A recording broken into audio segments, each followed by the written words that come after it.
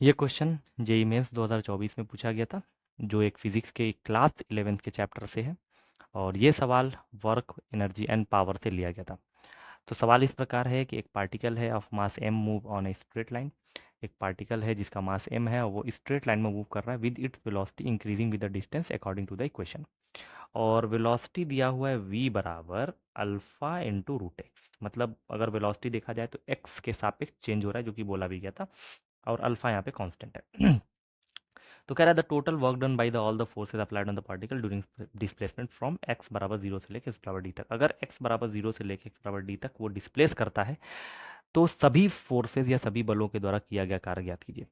तो m द्रव्यमान का एक कण है, एक सीधी रेखा में अपने वेग से गति करता है, जो कि v बराबर अल्फा रूट एक्स समीकरण के अनुसार दूरी के साथ बढ़ता रहता है। तो वेग जो है x के सापेक्ष चेंज हो रहा है और अल्फा यहाँ पे एक नियतांक दिया हुआ है। तो कण पर आरोपित सभी बलों द्वारा x बराबर 0 से x बराबर d तक कण के विस्थापन के दौरान कार्य ज्ञात की। तो अब ये जो है जो भी हमारा मास है वो v वेलोसिटी से चल रहा है। तो इसका मतलब ये हुआ कि हमारा जो मास है तो इसके पास एक काइनेटिक एनर्जी होगी, क्योंकि वो लगातार वेलोसिटी उसके पास है तो काइनेटिक एनर्जी होगी। तो अगर देखा जाए तो वर्क एनर्जी थ्योरम के हिसाब से क्या होता है, हम लोग को वर्क एनर्जी थ्योरम थोड़ा सा देखना पड़ेगा। वर्क एनर्जी थ्योरम के हिसाब से किया गया कार्य जो होता है, अगर हम कार्य करते हैं तो वो उसके काइनेटिक एनर्जी के चेंज में चला जाता है। और काइनेटिक एनर्जी का चेंज क्या होता है, final kinetic energy minus initial kinetic energy. तो ये डब्ल्यू का फॉर्मूला हो गया। और यहाँ पे हम देख सकते हैं कि हमारा जो मास है वो लगातार वेग में एक साथ चल रहा है और वो इंक्रीज भी कर रहा है। तो हमारे पास कार्य तो करना पड़ेगा, वेग अगर बढ़ रहा है तो एक बार हम लोग देखते हैं कि काइनेटिक एनर्जी कैसे निकालते हैं। तो काइनेटिक एनर्जी के बराबर फॉर्मूला होता है हाफ एम वी स्क्वायर। अगर वी हमारा चेंज हो रहा है तो इसके हिसाब से तो वी की वैल्यू रख दिया जाए, तो आंसर क्या आ जाएगा, के बराबर हाफ एम वी की जगह पे रखेंगे अल्फा इंटू रूट एक्स का होल स्क्वायर। स्क्वायर खत्म करते हैं, half m alpha square into x. अब एक्स के सापेक्ष ये चेंज हो रहा था, ये क्या हो गया। अब हमारा जो डिस्प्लेसमेंट था वो कह रहा था एक्स बराबर 0 से लेकर एक्स बराबर डी तक जाना है। तो शुरुआती जो काइनेटिक एनर्जी आएगी वो 0 रख के यहाँ पे आएगी, क्योंकि x बराबर 0 था। तो इनिशियल काइनेटिक एनर्जी अगर निकालना है तो हमको x की वैल्यू रखनी पड़ेगी 0। और अगर हम 0 रखेंगे तो इनिशियल काइनेटिक एनर्जी हमारी क्या आ जाएगी, 0 आ जाएगी। और अगर फाइनल काइनेटिक एनर्जी निकालना है तो काइनेटिक एनर्जी चूंकि x पर डिपेंड कर रहा है और x की वैल्यू d के बराबर है, तो half m alpha square into d के बराबर आ जाएगी। ये फाइनल हो गई।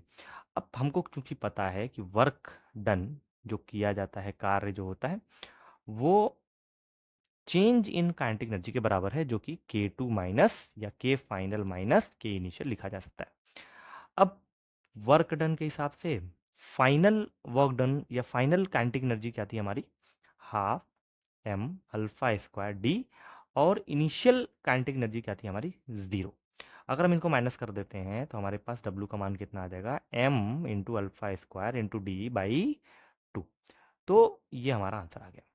तो अगर क्वेश्चन देखा जाए तो काफ़ी इजी क्वेश्चन था। तो वर्क डन निकालने के लिए चेंज इन काइनेटिक एनर्जी का इस्तेमाल किया गया, काइनेटिक एनर्जी में जो चेंज होता है। तो काइनेटिक एनर्जी क्यों देखा गया, क्योंकि इस क्वेश्चन में जो भी हमारा पार्टिकल था वो वी वेलोसिटी से चल रहा था। तो अब वेलोसिटी है किसी भी चीज़ के पास तो उसके पास काइनेटिक एनर्जी भी होगी। तो काइनेटिक एनर्जी के हिसाब से वेलोसिटी जो है चेंज हो रहा था, तो हमारा काइनेटिक एनर्जी भी चेंज होगा। और जब काइनेटिक एनर्जी चेंज होगा तो वो वर्क डन में जो चेंज इन काइनेटिक एनर्जी आता है वो वर्क डन के बराबर होता है। तो वर्क एनर्जी थ्योरम के हिसाब से क्या होता है, किया गया कार्य ही क्या होता है, चेंजिंग काइनेटिक एनर्जी के बराबर होता है। तो हमने क्या किया, काइनेटिक एनर्जी का फॉर्मूला बनाया हाफ एम वी स्क्वायर, तो वी की वैल्यू उठाकर रख दिया।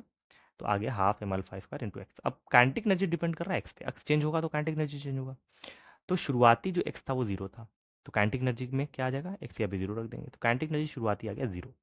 और फाइनल जो एक्स था वो डी था, ठीक है। तो फाइनल काइनेटिक एनर्जी क्या आ गया, half m alpha square x या डी रख दिया।